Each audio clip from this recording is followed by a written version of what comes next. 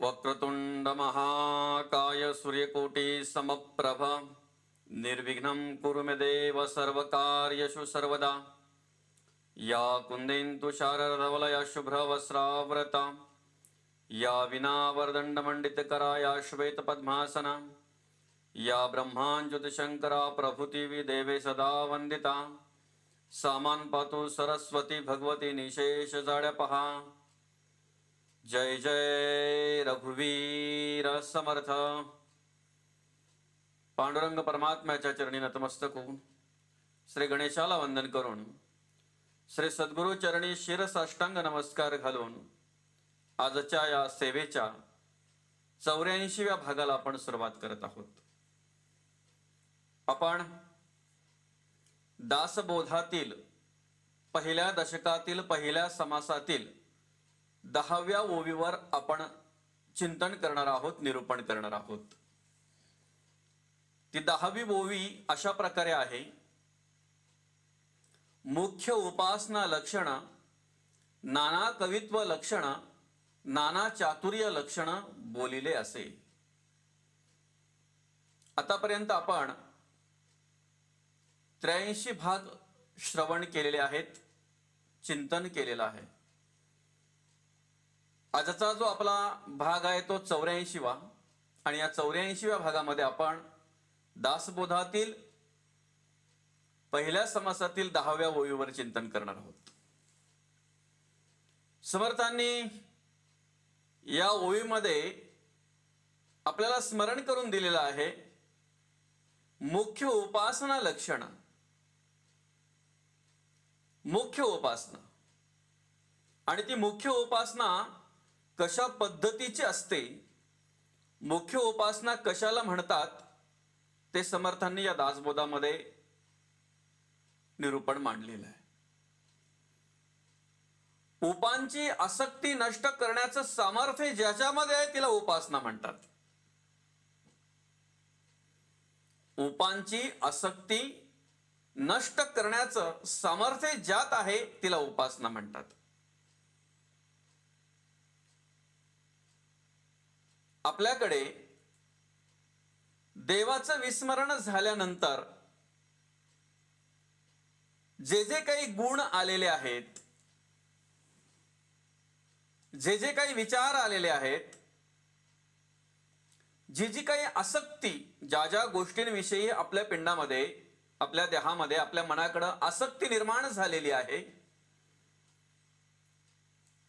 नाशिवंत गोष्टींसाठी आसक्ती निर्माण झालेली आहे, मायाविषयी आसक्ती निर्माण झालेली आहे, संसार प्रपंचाविषयी आसक्ती निर्माण झालेली आहे। अर्थातच देवाचं विस्मरण झाल्यामुळे या सगळ्या नाशिवंत गोष्टींची आसक्ती आपल्या पिंडामध्ये निर्माण झाली आणि ही आसक्ती नष्ट करण्याचं सामर्थ्य ज्याच्यामध्ये आहे तिला उपासना म्हणतात।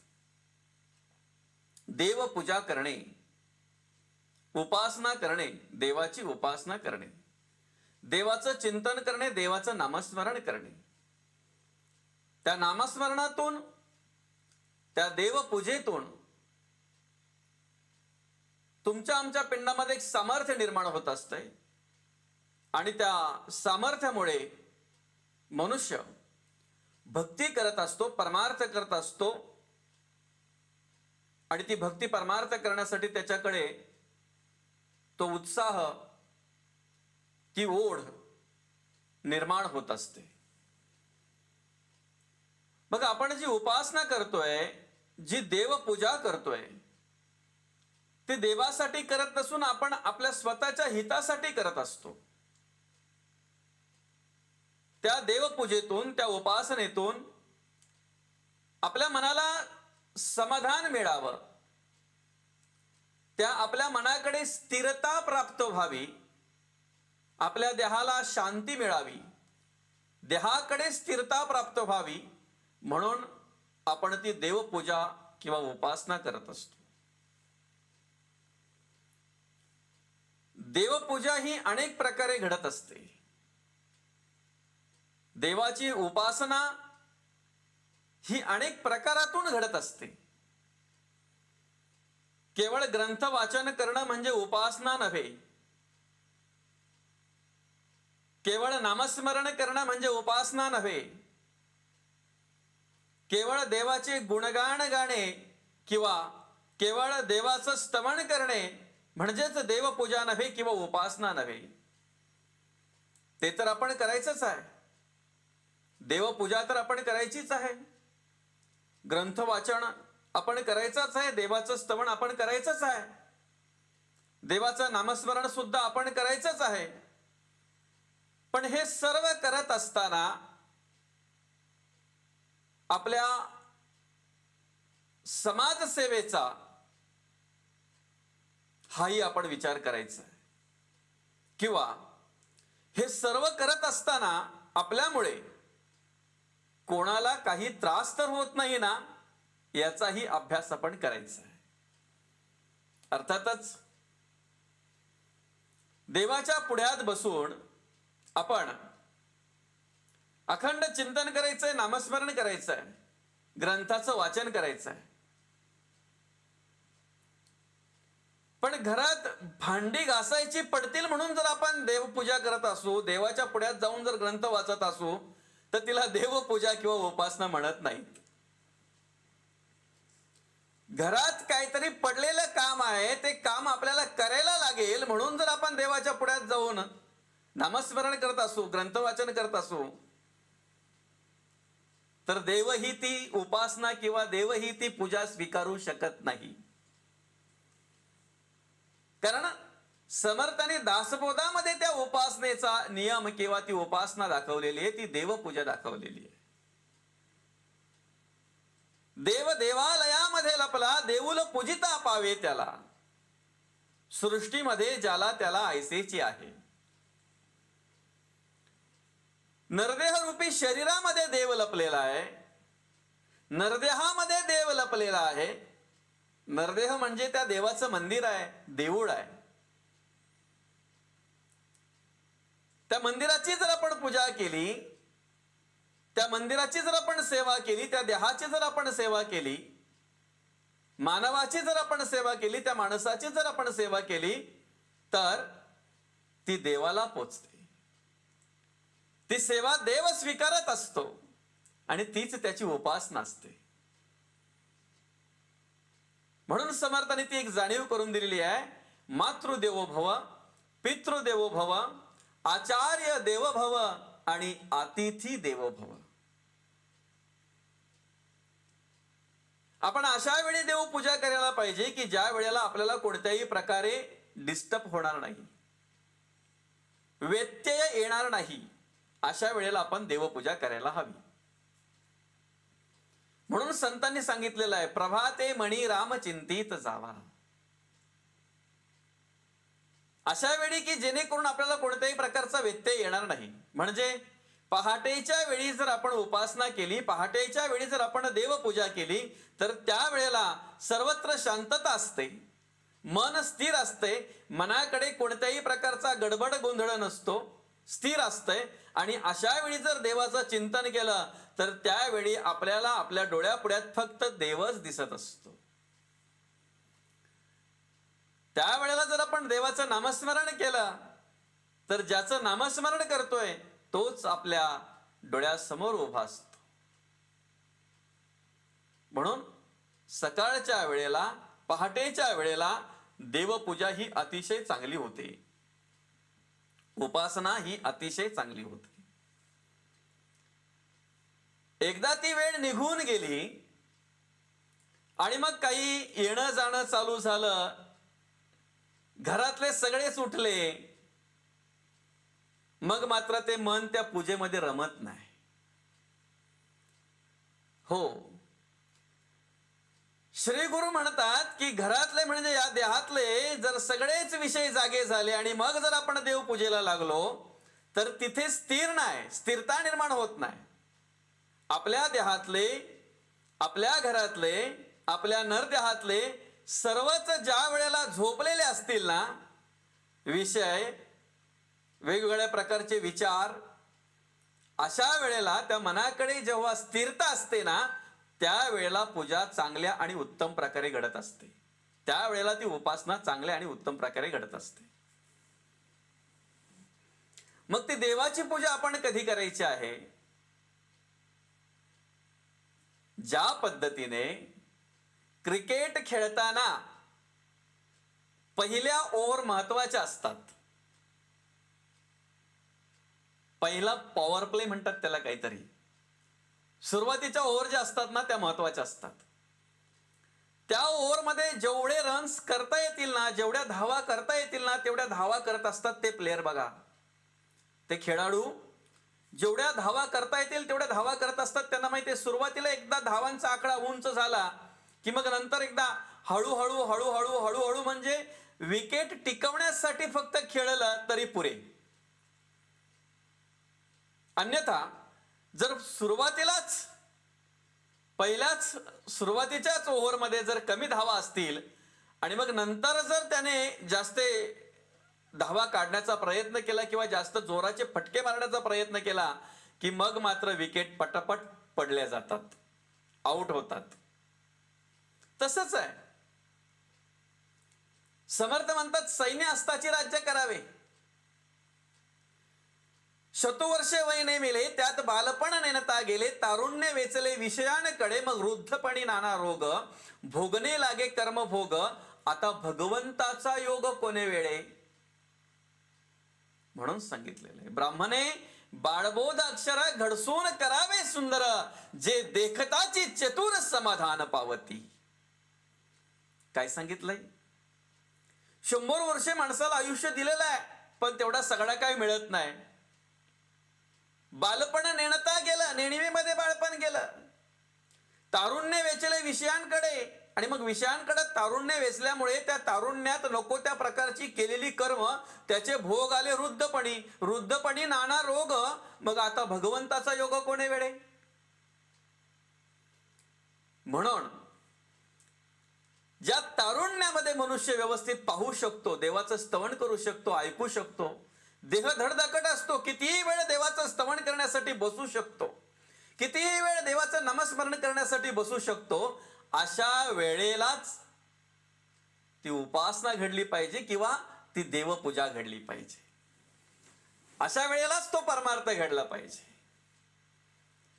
आणि अशा वेळेला जर तो परमार्थ घडत असेल, ज्याच्या तारुण्यात परमार्थ घडला, ज्याने तारुण्यामध्ये देवाचं नामस्मरण केलं, देवाचं स्तवन केलं, अरे वर्तमान काळ ज्याचा उत्तम आहे ना त्याचा भविष्यकाळ चांगलाच असेल. भविष्याची चिंता, भविष्यकाळाची चिंता कोणाला करायला लागते? ज्याचा वर्तमान काळावर विश्वास नसतो ना. वर्तमान काळामध्ये घडणाऱ्या कर्मावर ज्याचा विश्वास नसतो त्याला भविष्याची चिंता असते, त्याला भविष्य काळाचा विचार करावा लागतो. ज्याचा वर्तमान काळच चांगला आहे, ज्याच्या वर्तमान काळामध्ये जर चांगल्या प्रकारची कर्म त्या देहाकडून घडतात तर त्याला भविष्याची चिंता नसते, त्याला भविष्याची चिंता करण्याची गरज नाही. म्हणून ज्या वेळेला तारुण्य आहे ना, हा थरथरत नाहीत, व्यवस्थितरित्या आपण नामस्मरण करू शकतो.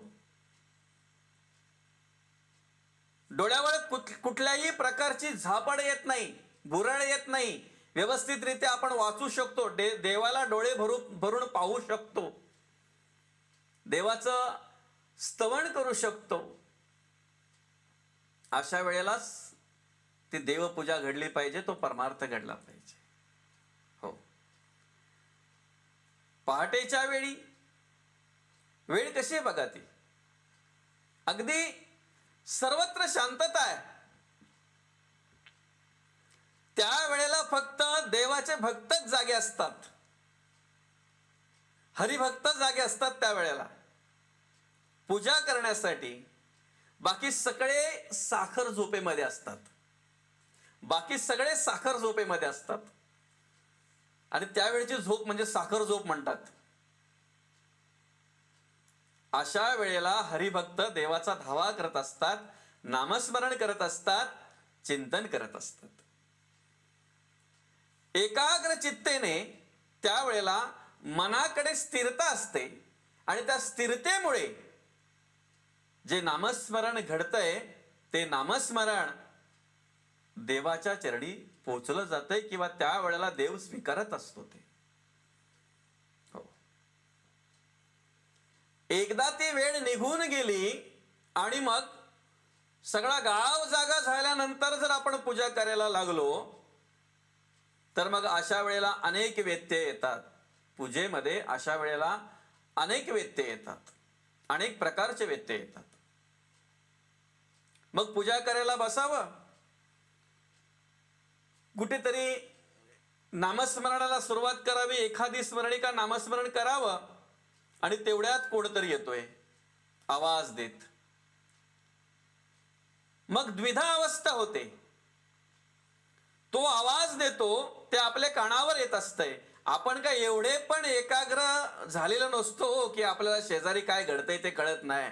एवढे एकाग्र नसतो. आणि तेवढी एकाग्रता जर तुम्हाला लागत असेल तर तुम्हाला शिरसाष्टांग नमस्कार आहे. पण एवढे पण काय एकाग्र नसतो की आपण नामस्मरणाला बसलोय आणि शेजारी काय घडत नाही ते मुळीच कळत नाही. एवढे एकाग्र नसतो. मग नामस्मरण करत असताना जर कोणी आवाज दिला तर त्यावेळी आपण काय केलं पाहिजे?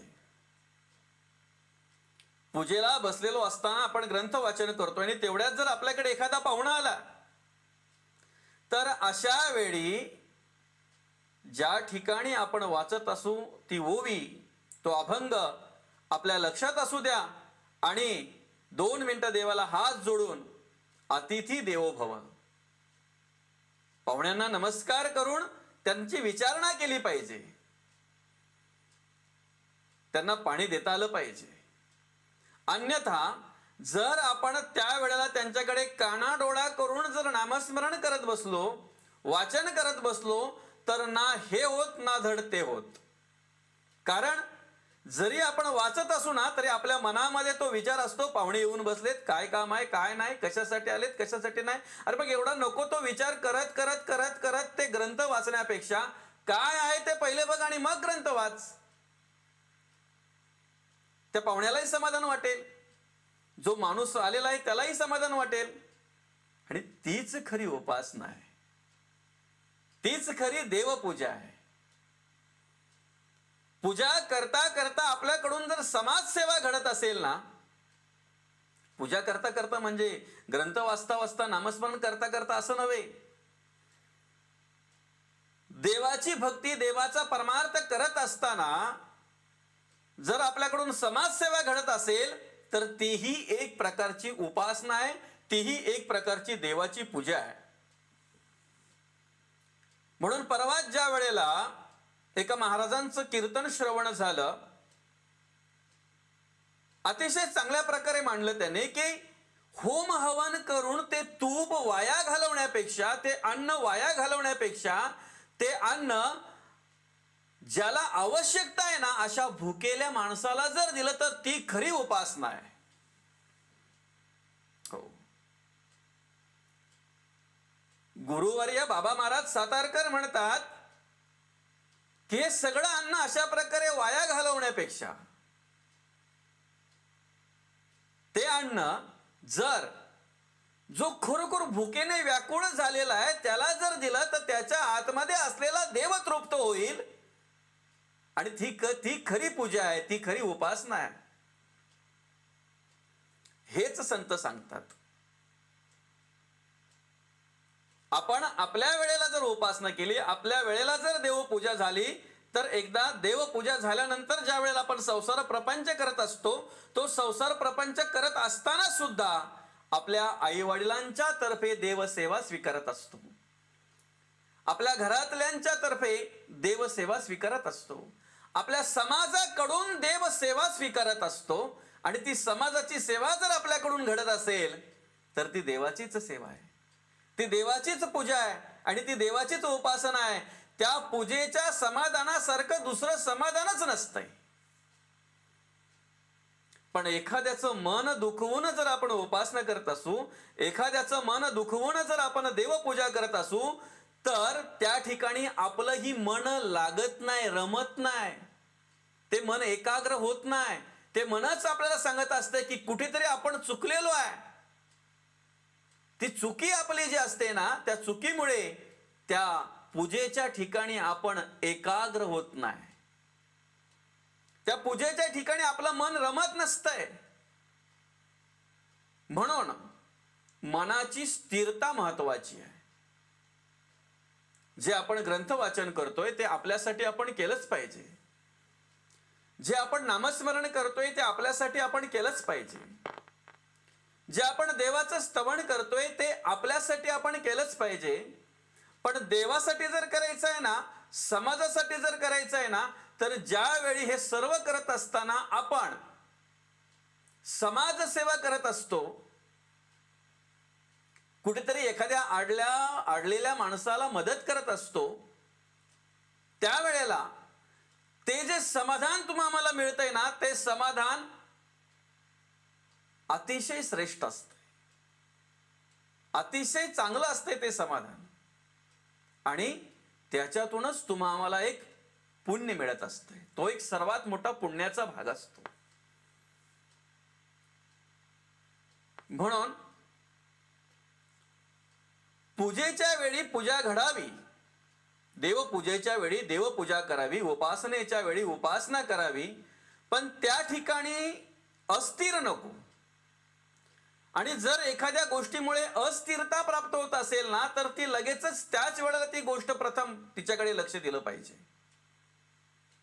समोर हॉलमध्ये तो उपासना करायला बसलेला आहे, देवपूजा करायला बसलेला आहे, आणि समोरच्या दरवाजातून किचनचा ओटा आणि त्याच्यावरची शेगडी समोर दिसते.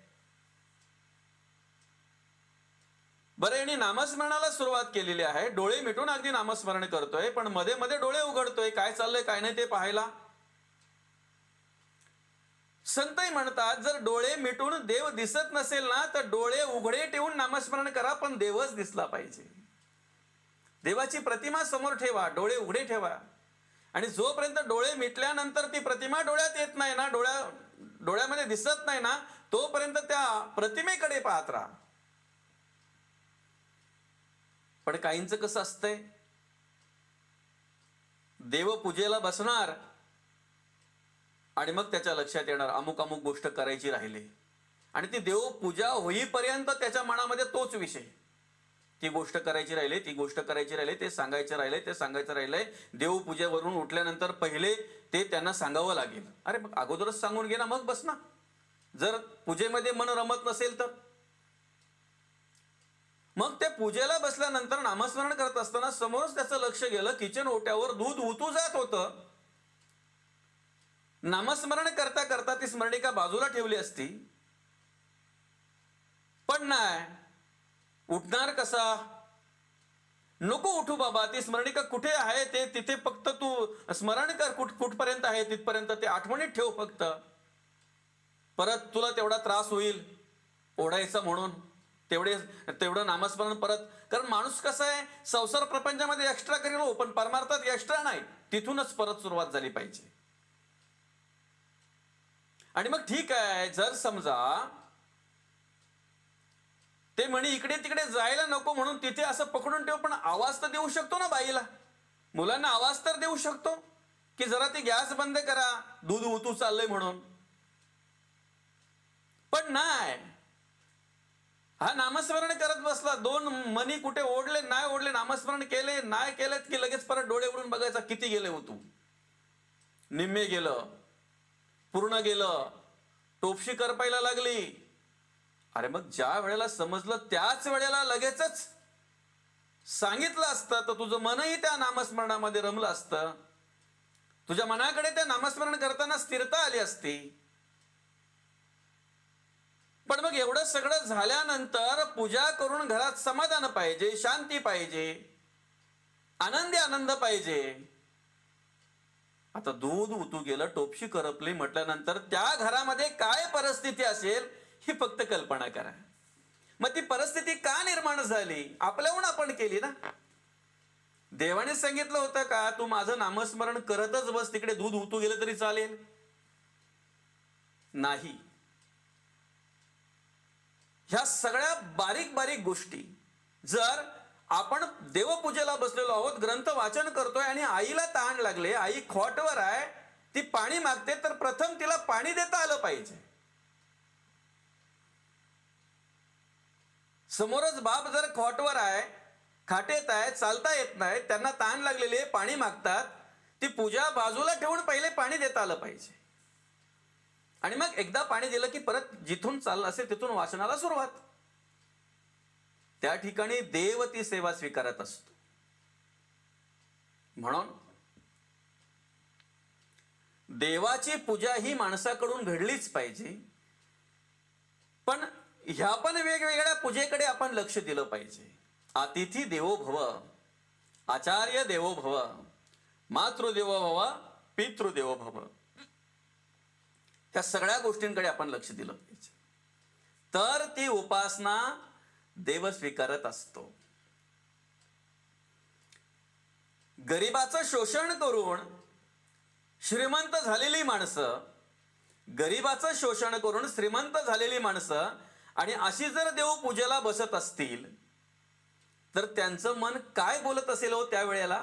मन लागत असेल का ते पूजेला? मन रमत असेल का त्या ठिकाणी? ती कर्म पुढे उभी राहतातच ना. ते हात ज्या वेळेला पूजा करायला पुढे सरसावतात ना, त्याच वेळेला ते मनच बोलते, अरे हाताने पाप कर्म केल्यात, हे हात काय पूजा करतील, ह्या हातांचा अधिकारच नाही पूजा करण्याचा. ज्या हाताने पाप कर्म केलेले असतात ना, त्यावेळेला त्या हातांकडे बघून ते मनच बोलतंय. का अधिकारच नाही, पात्रताच नाही त्या हातांची पूजा करण्याची. म्हणून देव काय बोलतो किंवा संत काय बोलतात, प्रथम आपल्या देहाकडे बघा, आपलं मन स्वच्छ करा, अंतःकरण स्वच्छ करा, अशी सेवा करा समाजाची, गोरगरिबांना अशा प्रकारे मदत करा की त्याच्यातून आम्हाला पुण्याही मिळेल, नवे नवे तर चांगलं समाधान प्राप्त होईल, मनाकडे स्थिरता प्राप्त होईल. घरामध्ये अशा प्रकारे राहा की कुठल्याही प्रकारचा वादविवाद होणार नाही, कुठल्याही प्रकारे आपल्याला देवपूजेसाठी व्यत्यय येणार नाही, देवपूजा करण्यासाठी शांतता राहील घरामध्ये. अशा प्रकारे प्रथम वातावरण निर्मिती करा. आणि ती करण्यासाठी महत्वाचं आहे संतांचे चरण, सद्गुरु चरण. ह्या सगळ्या गोष्टी गुरूंकडून माहिती होत असतात, सद्गुरूंकडून माहिती होत असतात, सहज प्राप्त होत नसतात. हे ज्ञान जे आहे ना, ते ज्ञान प्रत्येकाला गुरूंकडून प्राप्त होत असतं. आपल्या घरात राहून आपण कशा प्रकारे उपासना करायची, आपल्या घरात राहून आपण कशा प्रकारे देवपूजा करायची, हे गुरूंकडून आपण शिकायचं आहे, आपल्या सद्गुरूंकडून आपण शिकायचं आहे. आणि ते सांगत असतात. म्हणून संतांनी सुद्धा ज्या ज्या वेळेला संत कार्याला आले ना, त्या त्या वेळेचा विचार करा. प्रथम समाजाचा विचार केलेला आहे. जगाच्या कल्याणात संतांच्या विभूती, पहिले जगाचा विचार केलेला आहे, समाजाचा विचार केलेला आहे. जग जर सुखी असेल, समाज जर सुखी असेल, माझ्या समोरचा माणूस जर सुखी असेल, तर त्याच्या सुखाकडे बघून मला आनंद वाटणार आहे.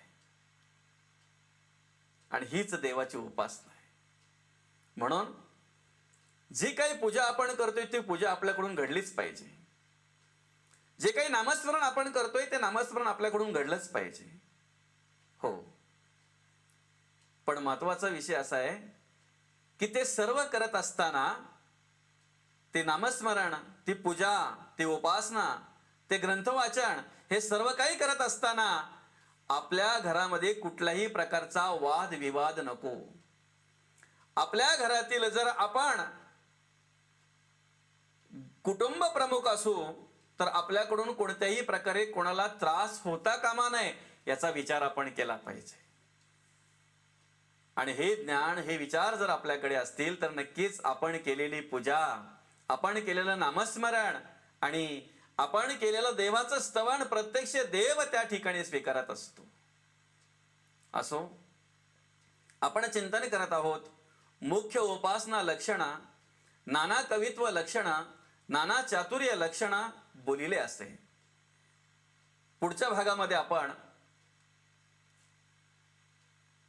नाना कवित्व लक्षणा आणि नाना चातुर्य लक्षणा ह्या चरणांवर विवरण करूया. ज्या सद्गुरूंच्या कृपेने आपल्याला हे ज्ञान प्राप्त झालेलं आहे. त्यांच्या चरणी नतमस्तक होऊन आजच्या या 84व्या भागाला आपण पूर्ण विराम देऊया. रामकृष्ण हरी, रामकृष्ण हरी, रामकृष्ण हरी.